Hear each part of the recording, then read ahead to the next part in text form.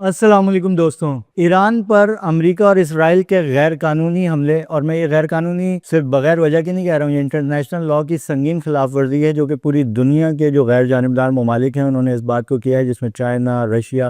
اور دنیا کے بڑے ممالک شامل ہیں، خاص طور پر انکلوڈنگ پاکستان نے بھی اس کو ایک غیر قانونی حملہ قرار دیا ہے۔ اس کو 6 روز میں داخل ہو چکا ہے، 6ٹھے روز میں یہ کانفلکٹ داخل ہو چکا ہے، یہ جنگ، اور اس جنگ کا دائرہ کار دن بدن ہر گزرتے دن کے ساتھ بڑھتا جا رہا ہے۔ ابھی جو ریسنٹ اطلاعات آ رہی ہیں کہ اس جنگ میں اب ترکی کے شامل ہونے کی بھی اطلاعات آ رہی ہیں۔ اس سے پہلے جو ہے یو کے، فرانس اور جرمنی نے امریکہ کی طرف سے اس جنگ میں کسی نہ کسی حوالے سے شامل ہونے کا اعلان کیا تھا۔ اب ترکی کو بھی اس میں گھسیٹا جا رہا ہے۔ اس سے پہلے ایران نے جو مڈل ایسٹ پر، جو عرب ممالک پر جو امریکی اڈے ہیں ان کو نشانہ بنایا تھا راکٹس کے ذریعے، جس پورے مڈل ایسٹ میں ایک ہنگامی صورتحال ہے وہاں پہ، چونکہ مڈل ایسٹ کی جو ایئر لائن ہے، خاص طور پہ ایمریٹس، اتحاد، قطر، یہ وہ ایئر لائن ہے جو دنیا بھر کو کنیکٹ کرتی ہیں ایشیا اور یورپ اور امریکہ کے ساتھ، اور یہ بہت بڑا جو ڈیسٹینیشن ہب ہے دبئی اور دوحہ، وہ وہاں پہ فلائٹس، ہزاروں کی تعداد میں فلائٹس کینسل ہوئی ہیں اور لوگ وہاں پھنسے ہوئے ہیں، جس میں امریکن، یورپین بھی بڑی تعداد میں پھنسے ہوئے ہیں۔ خاص طور پہ ابھی ریسنٹلی جو ایک اندازے کے مطابق تقریباً 5 لاکھ سے لے کر 10 لاکھ امریکن وہاں پہ پھنسے ہوئے ہیں، اور امریکہ میں ڈونلڈ ٹرمپ کو مسلسل اس پر تنقید کا سامنا ہے۔ اور یہ حالانکہ جو سینٹ میں گزشتہ روز جو امریکن ایوان بالا نے جو ہے ایک سیشن ہوا جس کے اندر انہوں نے اس حملے کو جس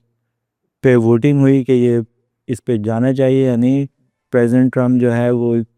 اپنی جو حکمراں جماعت ہے ریپبلکن کی جانب سے، کیونکہ وہ اکثریت ہے ان کی دونوں ایوانوں میں کانگریس میں، تو وہ اس سے ووٹ لینے میں تو کامیاب ہو گئے، 53-47 میرا خیال ہے اس کا ریشو رہا۔ لیکن پریزیڈنٹ ٹرمپ روزانہ ایک نئی، ان کی جو اسٹیبلشمنٹ ہے وہ روزانہ ایک نئی بات کر رہے ہیں، جس سے ایسا لگتا ہے کہ امریکہ کے پاس نہ ہی کوئی واضح مقاصد ہیں جنگ کو شروع کرنے کے، اور نہ ہی ان کے پاس کوئی واضح ٹارگٹس ہیں جن کے ذریعے ان کو ختم کیا جا سکے۔ اور یہ بات دن بدن پختہ ہوتی جا رہی ہے کہ امریکہ اس جنگ میں بنیادی طور پر اسرائیل کی جانب سے گیا ہے۔ اب اسرائیل کی جانب سے چلا گیا ہے، لیکن امریکہ کے پاس آپشنز ختم ہوتے جا رہے ہیں۔ یہ امریکی ماہرین کہتے ہیں کہ رجیم چینج اس کا بیسک ایک گول تھا، اس کے بعد دوسرا گول تھا کہ ایران کی جو میزائل کیپیبلٹی ہے، یعنی ان کے پاس جو بیلسٹک میزائل ہیں ان کو تباہ کرنا تھا، اور تیسرا گول تھا کہ ایران فیوچر میں نیوکلیئر ایسڈس، نیوکلیئر بم نہ بنا سکے، اور اس کی انریچمنٹ، جو نیوکلیئر فیول ہے اس کو انریچ کرنے کی صلاحیت کو ختم کرنا تھا۔ لیکن ان تینوں گولز کو امریکہ اس وقت تک ختم نہیں کر سکتا جب تک، ماہرین کا یہ کہنا ہے کہ امریکہ بوٹس آن گراؤنڈز ہوں گے۔ لیکن بوٹس آن گراؤنڈز بھی ایک بہت ہی کیلکولیٹڈ ریس ہو سکتا ہے، کیونکہ آہستہ آہستہ امریکہ اس معاملے میں پھنستا جا رہا ہے۔ پہلے ماہرین کا یہ کہنا تھا کہ امریکہ اس جنگ میں نہیں جائے گا کیونکہ اس جنگ میں اس کا نقصان زیادہ ہے، اس کو فائدہ کم ہے، لیکن وہ کیا گیدر سنگھی ہے نیتن یاہو کے پاس یا اسرائیلی لابی کے پاس، صدر ٹرمپ کی کیا ایسی کمزوری ہے جس کے بعد وہ انہیں اس جنگ میں گھسیٹنے میں نہ صرف کامیاب ہوئے، بلکہ اب دن بدن صدر ٹرمپ اس کو جو ہے ایسا لگتا ہے کہ ان کے پاس کوئی پلان نہیں ہے۔ پہلے انہوں نے کہا یہ جنگ 4 ہفتے جاری رہ سکتی ہے یا کئی ہفتے جاری رہ سکتی ہے، تو اب وہ اس کو ایک انڈیفینٹ جنگ قرار دے رہے ہیں، انڈیفینٹ وار قرار دے رہے ہیں، جو کسی بھی طرح امریکہ کے حق کی بات نہیں ہے یا امریکہ کے فائدے میں نہیں جاتی۔ یہ جنگ جتنی طول اختیار کرے گی، جتنا لمبا ہوگی، ماہرین کا کہنا ہے کہ ایران کو اس سے اتنا فائدہ ہوگا۔ ایران نے اپنے وعدے کے مطابق، یعنی ایرانی گورنمنٹ نے یہ اعلان کیا تھا اگر ان پر اسرائیل اور امریکہ نے حملہ کیا تو وہ مڈل ایسٹ میں جتنی امریکن ملٹری بیسز ہیں، امریکہ کے دفاعی اڈے ہیں، انہیں نشانہ بنائے گا، اور اس نے نشانہ بنایا ہے ان سب کو۔ اور مڈل ایسٹ میں اس وقت کیوس کی صورتحال ہے، یعنی اب یہ جنگ صرف ایران، امریکہ، اسرائیل تک نہیں رہی ہے، یہ پورے مڈل ایسٹ میں پھیل چکی ہے۔ اس کے بعد یو کے نے اعلان کیا کہ وہ دفاعی ایکٹیویٹیز میں امریکہ کو اپنی بیسز دے گا، یو کے آ گیا، پھر فرانس جو ہے وہ مدد کے لیے آ گیا امریکہ اور اسرائیل کی، اور اس کے بعد جرمنی کے چانسلر تو کل امریکہ ہی پہنچ گئے اور انہوں نے وہاں سے اعلان کر دیا۔ تو اب یہ جنگ ہو گئی۔ دوسری طرف جو ہے امریکہ کے پاس اب اسٹریٹجی ہے بوٹس اینڈ گراؤنڈس، اگر وہ نہیں یعنی وہ اپنی فوجیں ایران میں نہیں اتار سکتے تو انہوں نے جو ایران کے مختلف یعنی ناردرن ایران میں جو کرد ملائیشیاز ہیں جو کردستان کے لیے علیحدگی کی جنگ لڑ رہے ہیں، اب امریکہ یہ کوشش کر رہا ہے کہ جو کرد علیحدگی پسند ہیں شمالی ایران میں، اور یہ وہ علیحدگی پسند ہیں جو کہ سیریا یعنی شام اور ترکی کی سرحد پر واقع ہیں، یعنی یہ وہ کردستان کے لیے جدوجہد کر رہے ہیں جس میں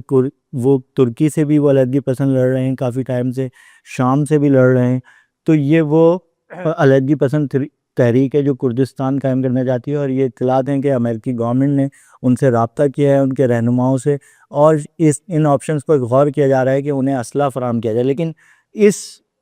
کام سے اور اس عمل سے امریکہ انڈائریکٹلی ترکی کو بھی، امریکہ اور اسرائیل اوفینڈ کر رہے ہیں۔ ترکی نے اس سلسلے میں ابھی تک کوئی بیان جاری نہیں کیا ہے، لیکن ترکی نے جو ہے ایک یہ بیان ضرور آیا ہے ایک دن پہلے ترکی کی جانب سے کہ ایک میزائل کو انہوں نے انٹرسیپٹ کیا ہے جو کہ کہاں سے آ رہا تھا یہ انہیں نہیں پتا، میزائل یا ڈرون کو۔ دوسری طرف ترکی کے خلاف بھی جو ہے جو سائپرس اور یونان ہے وہاں پہ جو یورپین بیسز ہیں ان کو بھی وہ کیا جا رہا ہے، اور اس سے پہلے بھی ماضی میں بھی جو اسرائیل کے فارمر جو لیڈرز ہیں، سیاسی لیڈر ہیں، وہ یہ بات کہہ چکے ہیں کہ ایران کے بعد ترکی کا نمبر ہے۔ ترکی جو ہے وہ بھی اسلامک جو ہے وہ اسلامک مذہبی ریاست ہے، اور اردوغان جو ہے خاص طور پر اس کے جو صدر ہیں وہ سپورٹ کرتے ہیں مسلمانوں کی مسلح موومنٹس کو۔ تو اب ایران کے بعد جو ہے اس سے پہلے ہم نے دیکھا کہ مڈل ایسٹ میں اسرائیل نے سب سے پہلے عراق کو جو ہے امریکہ کی مدد سے وہاں پہ صدام حسین کی حکومت ختم کی، اور اس کے بعد ایک سنگین خانہ جنگی ہوئی اور اس میں لاکھوں لوگ اپنی جانوں سے گئے۔ IS جیسی بروٹل جو ہے وہ عسکریت پسند تنظیمیں سامنے آئیں جنہوں نے نہ صرف عراق بلکہ سیریا اور اس علاقے اس خطے کو پوری طرح جو ہے اس کو ڈی اسٹیبلائز کیا۔ اس کے بعد کرنل قذافی کو لیبیا میں ان کے حکومت کو ختم کیا گیا بمبارڈمنٹ کے ذریعے، اسی طرح US اور اسرائیل کے نیکسس کے ذریعے۔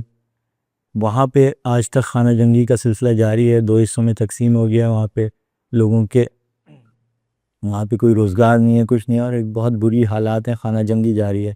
اسی طرح جو ہے شام میں انہوں نے بشار الاسد کی حکومت کو اسی طرح ڈی اسٹیبلائز کیا، وہاں پہ خانہ جنگی جاری ہے۔